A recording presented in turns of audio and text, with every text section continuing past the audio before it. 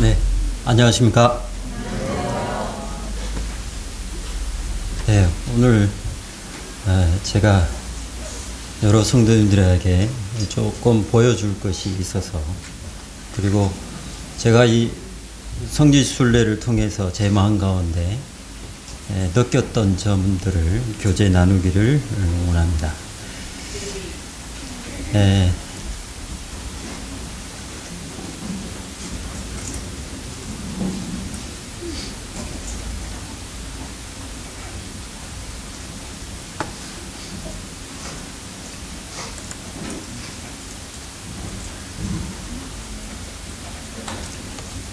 성지순례는 9월 29일부터 10월 12일까지 이렇게 다녀오게 되었고요. 장소는 이스라엘과 요르단에 이렇게 다녀왔습니다. 참석하신 분들은 해외 모임까지 합해서 35명이 이렇게 갔다 오게 되었습니다.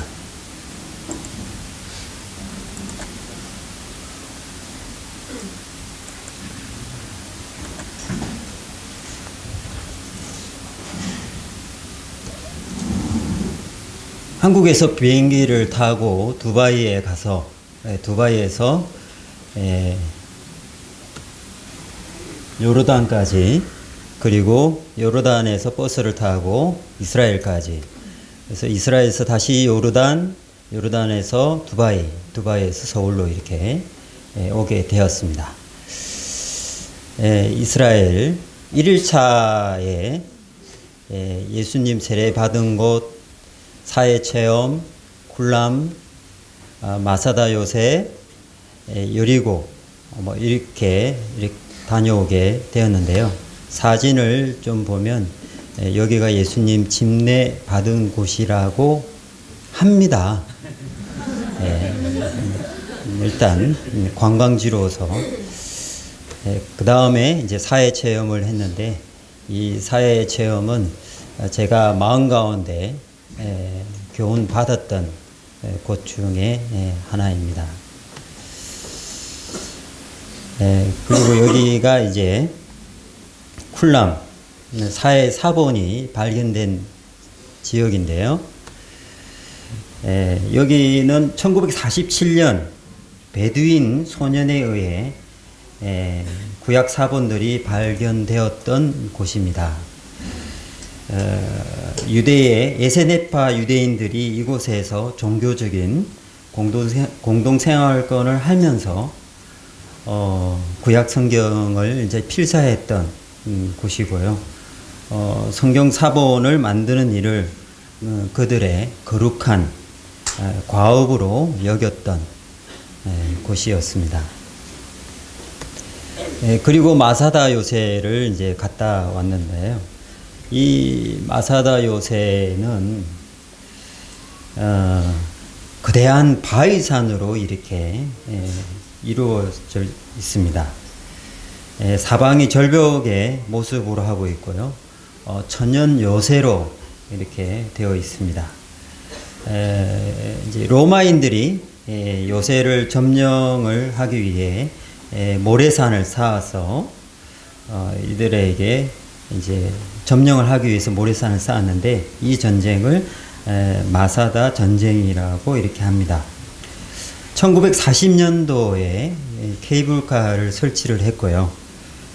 그리고 이 전쟁은 유대와 주후 70년에 유대인과 로마 간의 전쟁이 유대 전쟁이 시작되었고요. 그리고 이제 모래산을 쌓아서, 이제 로마인들이 모래산을 쌓아서 점령하기 전날 밤에 유대인들의 남자들은 가족들을 죽이고, 또 제비를 뽑아서 뽑힌 자가 다시 안 뽑힌 자를 죽이고 해서 마지막에 남은 사람도 자살을 하고, 그 남은 자들은 어린이와 노인 몇 명에 가까웠다고 합니다. 그래서 이제 유대인들은 이 정신을 높이 평가하고 있다고 합니다. 그래서 유대인 군인들은 특히 장교들은 이곳에서 임관식을 이렇게 한다고 합니다. 이게 삭개오 뽕나무라고 하는데요. 가이드 말에 의하면 이게 이제 정말 삭개오가 있었냐 없었냐 게 아니라 이게 삭개오 뽕나무라고 합니다. 그리고 이제 여기가 엘리사 샘인데요. 뭐 샘이라고 해서 특별히 뭐 저희 나라처럼 이렇게 해서 한 것이 아니라 정말 이곳에서는 물이 귀하더라고요. 그래서 그 주변의 화단에는 기본적으로 깔려 있는 게 있습니다. 그게 뭐냐면 이 호수가 깔려 있어요. 호수가 깔려 있어야 식물들이 이렇게 살아날 수 있습니다. 그래서 이 엘리사의 샘을 이렇게 볼 수 있고요. 2일차에는 세례요한 탄생교회, 마리아 방문교회, 부엘세바, 목자들의 들판교회 이렇게 나와 있는데, 이제 그 2일차를 가면서 그곳을 가면서 이 주변 풍경을 이렇게 찍은 모습이 있는데 정말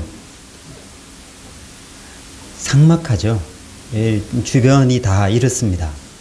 풀이 없고 그냥 모래와 돌들로 이루어져 있는, 이렇게 초록색이 조금 보이는 곳은 이제 사람이 거주하는 그런 곳입니다.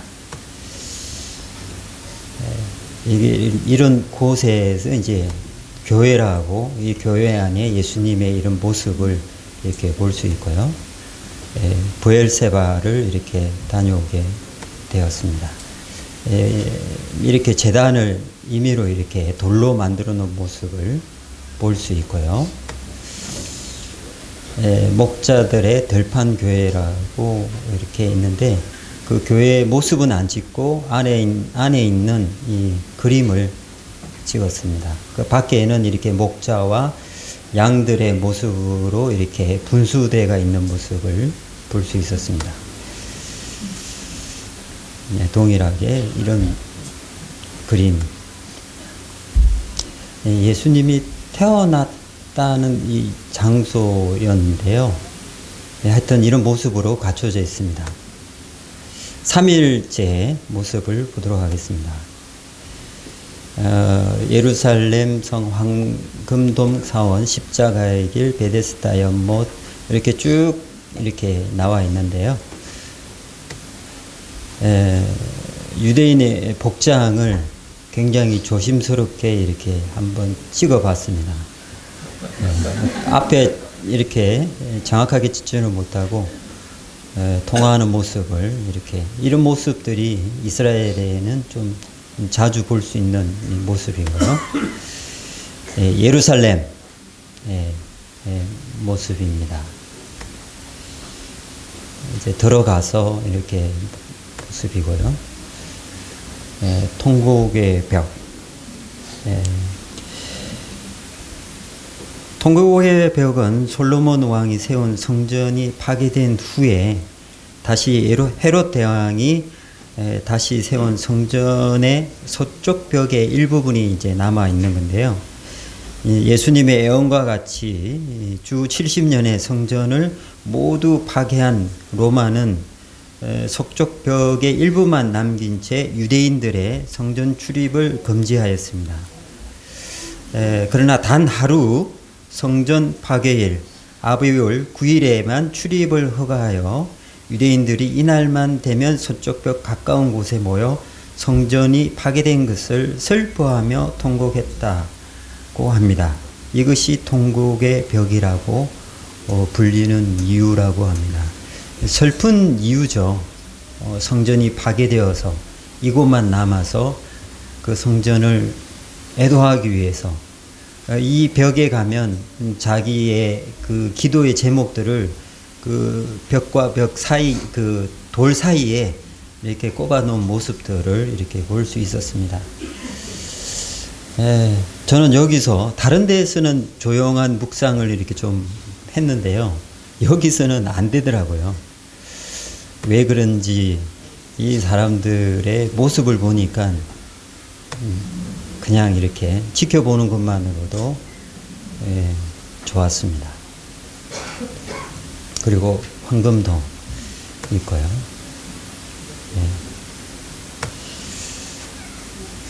이 올리브 나무가 있는데요. 가이드 말에 의하면 이 올리브 나무 크기가 성인 한 3사람 정도 이렇게 팔을 벌리고 해야 안을 수 있는 정도의 크기였습니다. 아마 이 올리브 나무는 주님이 계셨을 때에 동일하게 그 현장에 있지 않았나라고 이렇게 이야기는 하는데요. 증명된 바는 없습니다. 4일차에 가이사랴 갈멜산 묵기도 나사렛 수태구지 교회 가난 혼잔치 교회 갈릴리 가이사라에 가는 모습인데 이 바다가 지중해입니다. 마리아 수태구지 교회 마리아가 수태를 했다는 곳에 교회를 세워서 이렇게 해놨습니다. 들어가는 입구 문이고요. 가나 혼인잔치 교회의 모습입니다. 갈릴리 호수 이 갈릴리 호수를 보고 제 마음 가운데 가슴에 좀 벅찬 일이 있었는데 내가 이곳에 가서 성도님들과 함께 몸을 담궈 봤습니다. 그리고 기도도 드려보고요. 좀 제가 딱 가서 첫 느끼는 것은 예수님께서 이렇게 기도했죠. 태풍이 불었을 때 그 파도를 잠잠케 하셨잖아요. 그래서 저도 한번 해봤습니다. 예수 그리스도의 이름으로 명하노니 파도여 잠잠하라. 근데 실제로 되었을까요? 안 됐을까요? 웃는 거 보니까 안 됐다는 느낌입니다. 근데 저한테는 됐어요. 제 마음이 잔잔해졌습니다. 파도는 그대로 신나게 쳤고요. 5일차입니다. 골란공원, 헬몬산, 빌리포 가이샤라, 텔단, 골란공원입니다. 이거는 그나마 조금 괜찮은 모습이죠. 나무들이 있고. 근데 태양은 너무 뜨겁습니다. 저희가 한여름에 땡볕에 이렇게 나가 있으면 참기에 좀 힘들죠. 근데 그거에 곱하기 한 2를 해도 부족하지 않나 개인적으로 그렇게 생각이 됩니다. 이건 개인적인 의견입니다.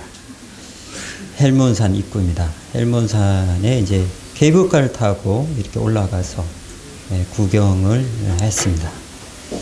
텔단. 이 텔단은 이제 북이스라엘, 이스라엘이 2개로 나눠진 다음에 모습인데요. 이 단 지파가 이곳에 정착하면서 지파의 이름을 따서 단이라 불리게 되었고요. 여로보암이 예루살렘에 가서 제사를 드리는 대신 금 송아지를 2개를 만들어 그 송아지에 제를 올렸다고 해서 이제 단이라고 해서 텔단이라고 합니다. 그런데 여로보암이 있었던 곳이 이렇게 맑은 물이 너무나 넘쳐나는 곳이었습니다. 유다가 있었던 그러니까 남이스라엘, 유대가 있었던 곳은 정말 황량했던 곳인데 북이스라엘은 이와 같이 물이 많았던 곳이었습니다. 6일차에 가버나움 팔복교회, 가버나움 해당 팔복교회의 모습입니다. 주님께서 8가지 복을 말씀하셨던 곳이라고 해서 팔복교회, 디베랴에서 바라본 갈릴리 호수, 이 배를 타고 갈릴리 호수를 구경을 이렇게 했습니다. 요르단에서 갔어요. 모자이크 교회, 느보산, 모자이크 교회입니다. 이 모자이크 교회의 특징은 이런 주님께서 지나하신 이런 일들, 역사들을 정확하게 증명을 하지 못하고 있었는데 이렇게 모자이크가 되어 있는 이 유물을 발견하고 성경에서 말하는 그러한 부분들이 사실이다 라고 한 것입니다. 그래서 이 모자이크로 된 이 교회를 이렇게 교회로서 보존을 하고 있었습니다. 이 안에 여러 가지 그림이 있었는데요. 이런 그림도 있었습니다. 그리고 이제 느보산에 이렇게 왔는데요. 이 느보산은 모세와 이스라엘 백성들을 요단강을 건너 약속의 땅으로 들어가기 직전 이곳 느보산에 도착을 하게 됩니다. 당시 모세는 120세였고 느보산 정상에서 가나안을 바라볼 수 있었지만 끝내 들어가지 못한 채 이곳에서 죽었다고 되어 있죠. 근데 이 형상은 이탈리아 조각가가 구리 노뱀 조형물 및 십자가를 이렇게 해서 만든 노뱀과 십자가를 복합해서 상징적으로 만든 작품이라고 합니다. 이스라엘 조각가 이름이 지오바니 판토니라고 이렇게 하는데요. 이렇게 상징적으로 이렇게 해놓은 모습입니다. 이 안에 있는 모습은 이제 모자이크로 이런 모습들을 이렇게 되어 있었습니다. 그 다음에 이제 암만의 이렇게 모습인데요. 사실은 이 암만의 모습, 지금 성전 쪽에서 도시를 바라보고 찍었던 모습입니다. 요르단의 국기. 이 요르단의 건물은 보시는 바와 같이 저희 나라하고 좀 틀리죠. 이제 뭐가 틀리냐면 디자인. 이 빨갛고 파랗고 뭐 노랗고 이렇게 없습니다.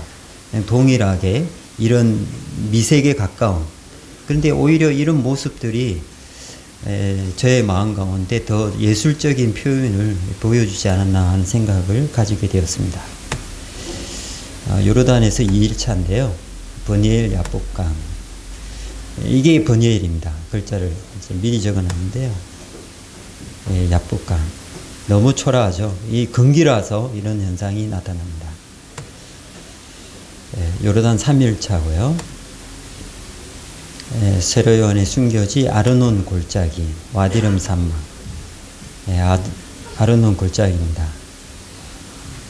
정말 풀 한 폭이 없고 생명이 살 수 없는 황량한 그런 골짜기입니다. 와디름 사막. 이곳을 이제 지프라고 했는데 그냥 외건입니다. 외건을 타고 이제 사막 체험을 이렇게 하면서 달리던 정말 햇빛을 쬐고 5분을 서 있을 수 없을 정도로 강한 햇빛이었고 바람도 부는 그런 곳입니다.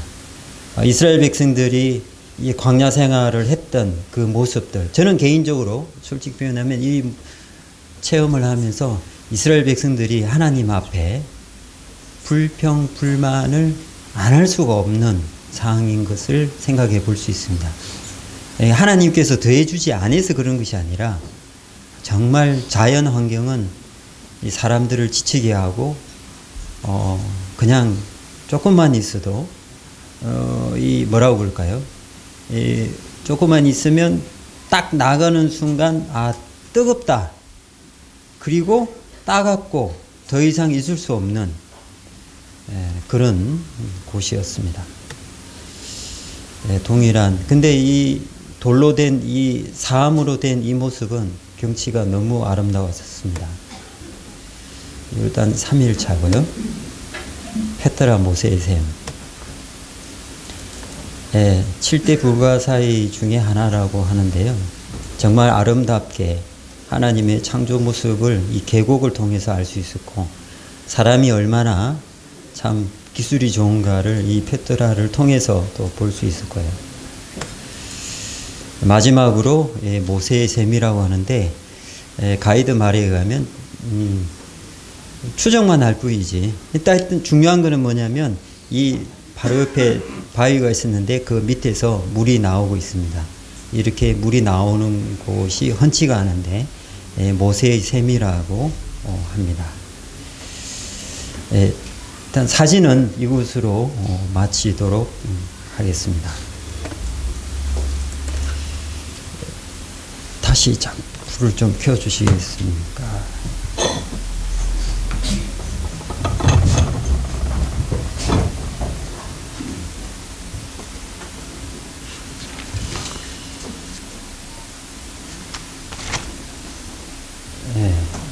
제가 느꼈던 말씀을 좀 교제를 드리고자 합니다. 아까 보았던 사회 보셨죠? 제가 사회를 통해서 느꼈던 것은 이 지구상에서 가장 낮은 곳이 어떤 곳인지 아십니까?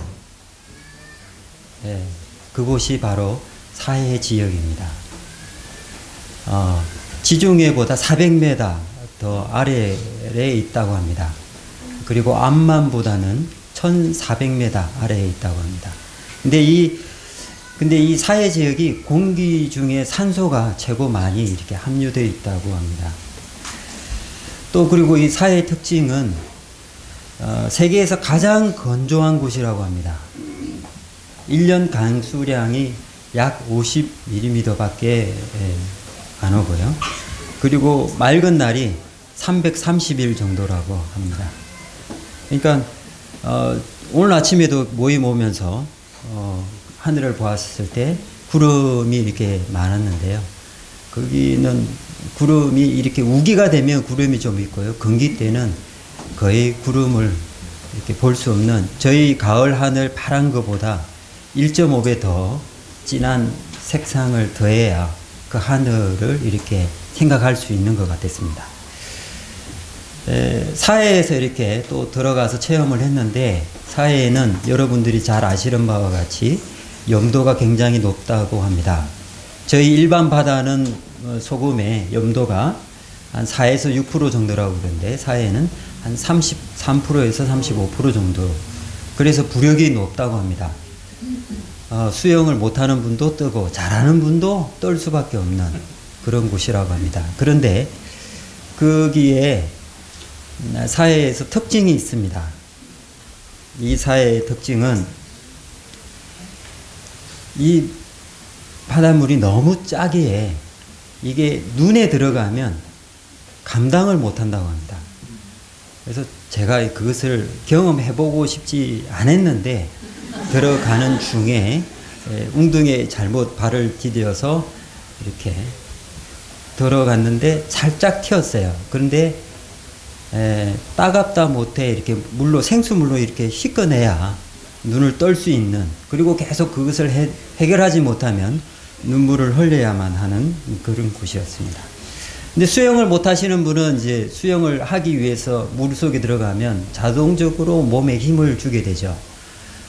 그렇게 하다 보면 이제 첨벙거리게 되고, 그래도 첨벙거리다 보면 이제 그 짠물이 눈에 들어가고 주변에 있는 사람들에게 주게 되고, 할 수 있는 일이 있습니다. 그 일은 뭐냐?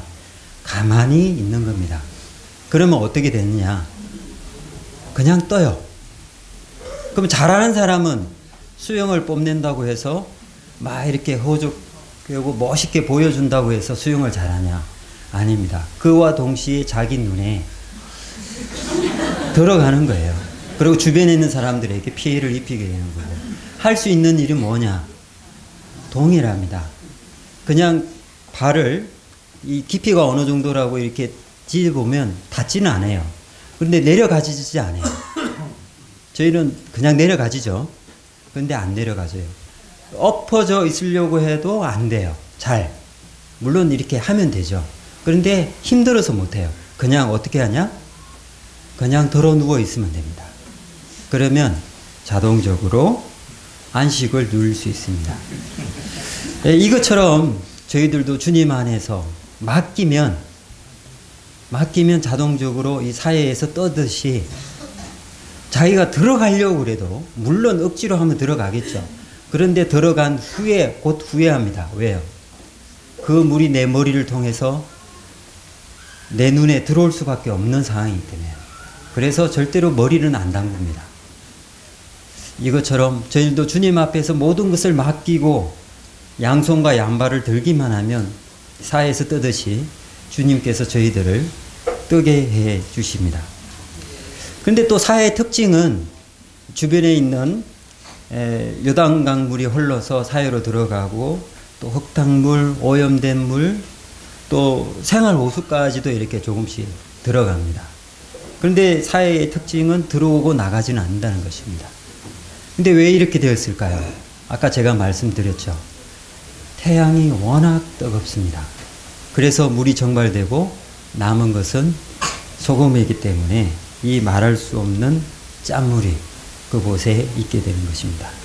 가장 낮은 이 지역으로 물이 모이게 되어 있기 때문에 이것처럼 우리 주님께서도 저희들의 모든 것을 받아주시고 인도해 주시고 저희들의 모든 불평 불만을 다 받아주셨습니다. 그리고 나서 주님께서 아무 말 없이 이 십자가에 저희들의 모든 것을 대신해서 고통과 고난을 받으시고 십자가에서 승리해 주셨습니다. 시간이 이렇게 빨리 지났는데요. 그래서 오늘 주님의 낮아지심에 대해서 교제를 좀 드리고자 합니다. 시간 관계상 성경은 찾지 않고 제가 읽어드리겠습니다. 사해가 가장 낮듯이 우리 주님께도 가장 낮게 이 땅 가운데 오셨습니다. 그 높은 곳에서 이 낮은 이곳까지 낮은 모습으로 이 땅 가운데 오셨습니다. 빌립보서 2장 6절에서 8절에서 보면 그는 근본 하나님의 본체시나 하나님과 동등됨을 취할 것으로 여기지 아니하고 오히려 자기를 비어 종의 형체를 가져 사람들과 같이 되었고 사람의 모양으로 나타나셨음에 자기를 낮추시고 죽기까지 복종하셨으니 곧 십자가에 죽으심이라. 우리 주님께서 자기의 모든 것을 낮추고 이 땅 가운데 오셨습니다. 그리고 십자가에 죽으셨습니다. 얼마나 낮아지셨습니까?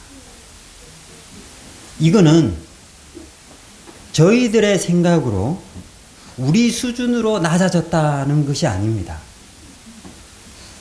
우리 수준으로 낮아졌다고 생각하는 것은 아니란 이유를 잠시 후에 말씀드리겠습니다. 그런데 이 낮아지신 모습은 하나님의 수준으로 이 땅 가운데 낮아지셨다는 것입니다.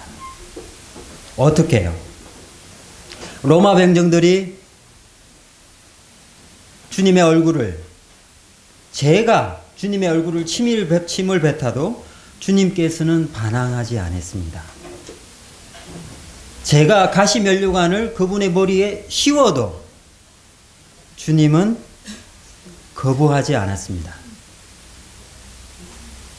제가 주님의 얼굴을 때리고 주먹으로 그 얼굴을 쳐고 채찍으로 그분의 등을 이렇게 가해도 주님은 왜 나를 때리느냐? 왜 나를 이같이 대우하느냐? 말씀하지 않았습니다. 죄인인 우리들이 죄 없는 주님을 벌거벗겼습니다. 그 수치심을 드러내었습니다. 그런데요, 성경에는 복음서가 있습니다. 마태, 마가, 누가, 요한 복음에 있는데 저희가 잘 아는 가상칠언이 있습니다. 주님께서 십자가에서 하신 말씀인데요. 첫 번째는 아버지여 저희를 사하여 주옵소서 자기 하는 일을 알지 못함이니이다. 누가복음 23장에 나와 있고 오 내가 나와 함께 나오거네 오늘 내가 나와 함께 나고네 있으리라. 누가복음 23장 여자여 보소서 아들이니이다. 보라 너의 어머니라. 요한복음 19장 나의 하나님 나의 하나님 어찌하여 나를 버리시나이까. 마태복음과 마가복음에 있습니다. 내가 목마르다. 또 다 이루었다. 아버지여 내 영혼을 당신 손에 부탁하나이다. 요한복음과 누가복음에 있습니다. 주님께서 십자가에서 하신 이 말씀이 한 복음서에 있는 것이 아니라 4복음서를 통해서 이와 같이 말씀하셨습니다. 그런데요, 이 7말씀이 네 복음서를 통해서 있는데 네 복음서에 동일하게 기록된 말씀이 있습니다. 그것이 뭘까요? 아시는 분 있죠? 그냥 손만 한번 들어보시겠습니까? 제가 아세요? 네. 손 들으신 형제님, 제가 커피 한 잔 사드리겠습니다. 네. 이 사복음서에 공통적으로 나오는 부분이 바로 제가 조금 전에 말씀드렸던 로마 군인이 주님의 옷을 벗겼던 모습입니다. 십자가 밑에서 제비 뽑는 모습입니다. 이 말씀은 마태, 마가, 누가, 요한복음에 나와 있습니다. 한번 찾아보시기 바랍니다. 이 벌거벗은 모습은 저희들이 당연히 당해야 되는 수치의 모습입니다. 그런데 주님께서 저희들을 위해서 이와 같이 낮아지셨고 수치를 당하셨습니다. 그리고 이 주님의 옷을 모두 벗겨서 죄인의 중앙에 십자가에 세웠던 것입니다. 주님은 십자가에 못 박기 전에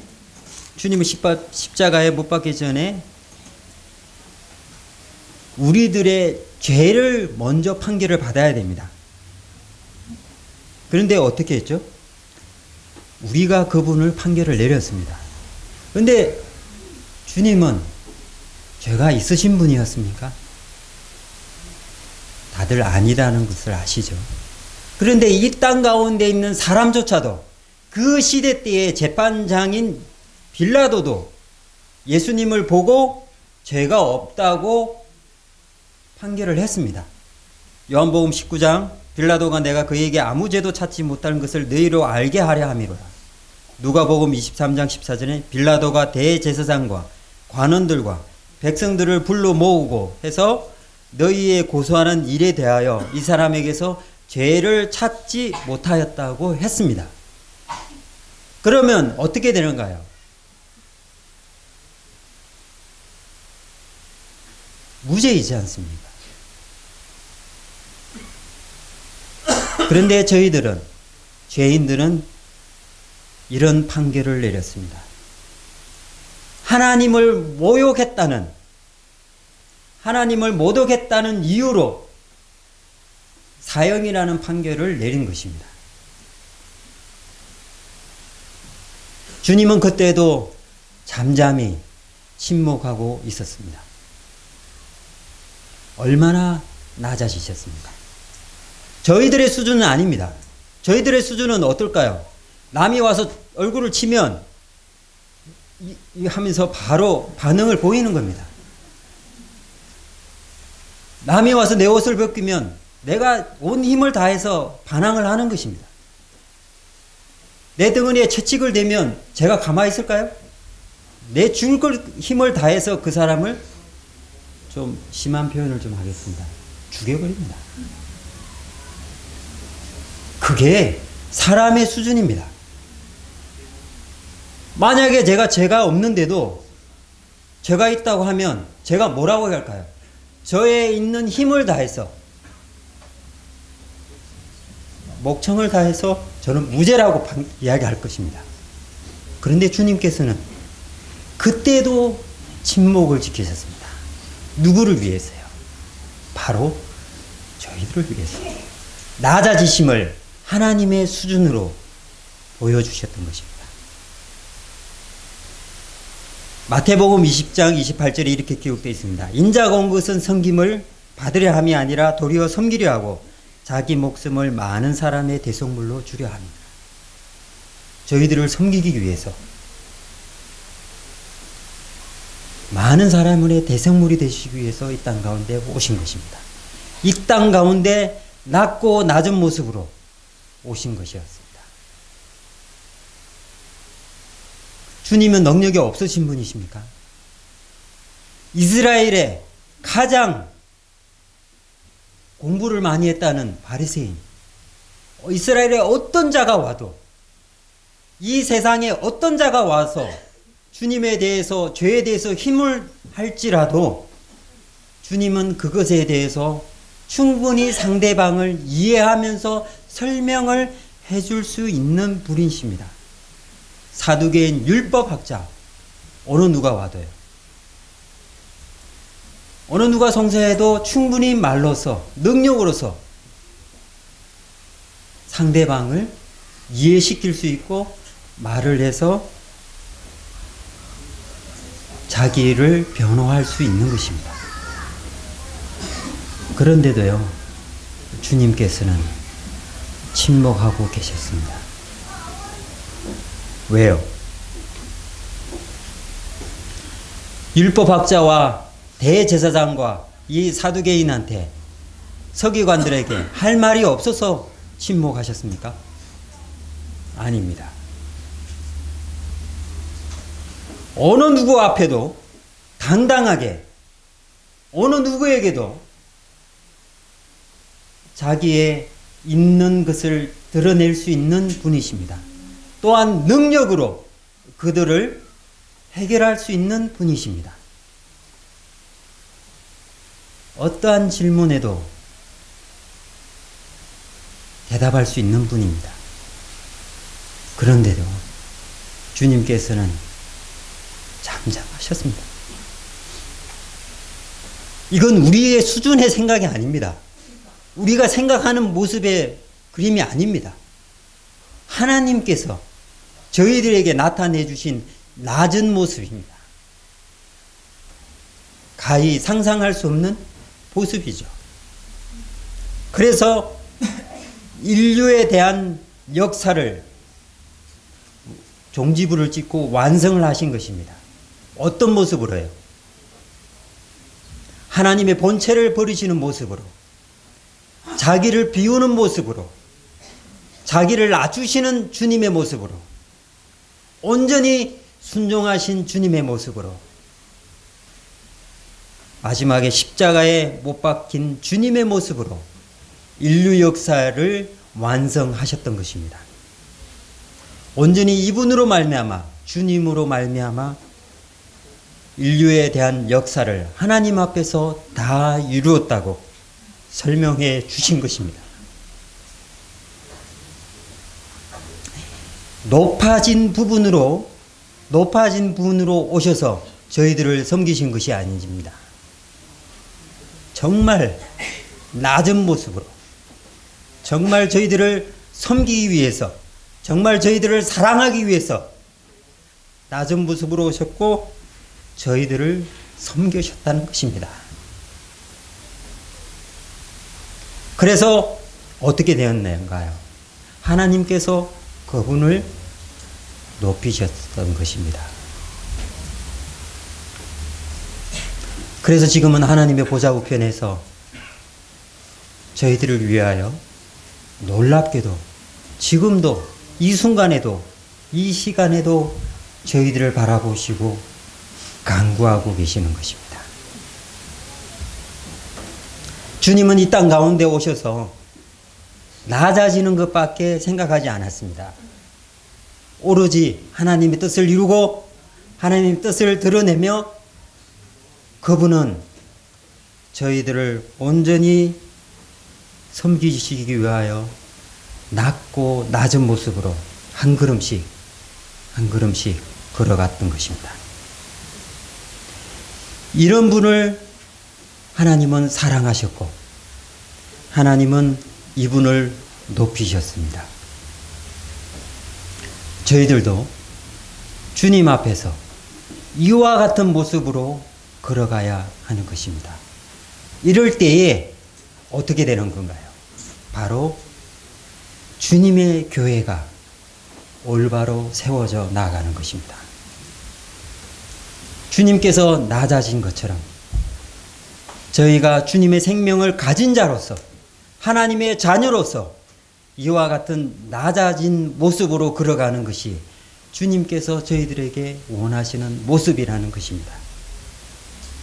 또한 주님께서 저희들에게 바라보는 합당한 그릇에 쓰여짐의 모습인 것입니다.